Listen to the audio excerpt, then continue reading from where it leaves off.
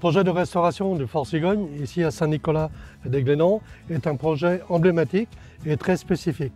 C'est l'histoire également d'une rencontre avec l'architecte des bâtiments de France, Père Alexandre, de donner une deuxième vie à cet ensemble de Fort Cigogne. Ce projet de restauration est un projet unique en son genre.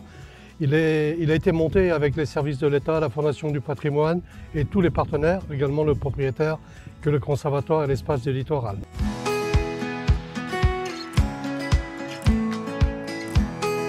Les remparts sur lesquels nous sommes ici aujourd'hui ont été rénovés. La rénovation de ces remparts et de ce dallage est la première opération qu'on a été obligé d'effectuer. L'idée était de mettre le chantier ou ce fort hors d'eau. Et ce dallage a une deuxième fonction.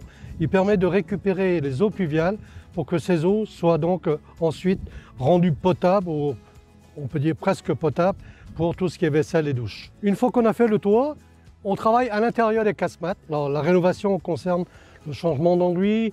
On a aussi cassé tout ce qui était béton. On a fait donc des planchers bois, de l'éclairage public.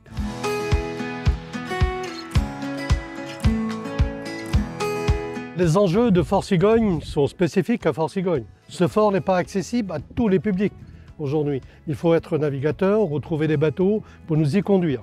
Ensuite, ce fort n'est pas ouvert en permanence.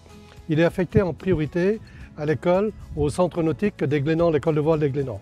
On va vivre avec tous les outils donc, du XXIe siècle en préservant le capital environnement et en énergie renouvelable et les précautions qu'on doit prendre sur l'utilisation de l'eau dans le cadre de ce changement climatique. Il y aura une démarche monument historique, il y a une démarche économique, il y a une démarche également sociétale, environnementale. Voilà, ça s'inscrit dans donc cette grande démarche transversale sur la protection de notre planète.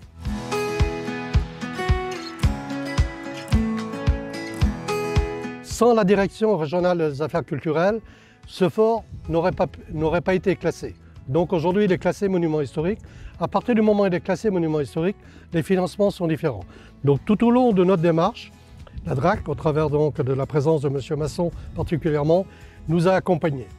La préfecture du Finistère, les secrétaires généraux ou sous-préfets qui se sont succédés ont piloté les réunions de travail. Ensuite, il y a le propriétaire.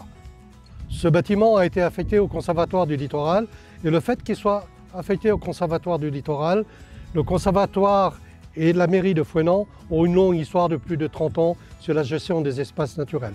Ici, on arrivait dans la gestion des bâtiments, c'était autre chose, mais on se connaissait et on s'est fait confiance. Le département du Finistère également s'est engagé à notre côté sur 4 tranches à 100 000 € par tranche.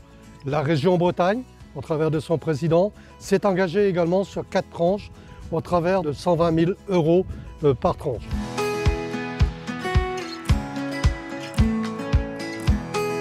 Le conseil que je lui donnerais avant donc de se lancer dans une opération, d'abord il faut y croire. Ça c'est la première chose. Avoir l'envie de le faire et l'envie de partager ce qu'on souhaite faire. Ce n'est pas seulement monter des pierres, faire des joints. Dans un projet, derrière, il y a l'histoire qu'on prend. L'histoire avec un bâtiment qui est en état, qui n'est pas en état. Cette histoire, on doit la transmettre aux futures générations. Et au-delà de la transmettre, on doit apporter une vie.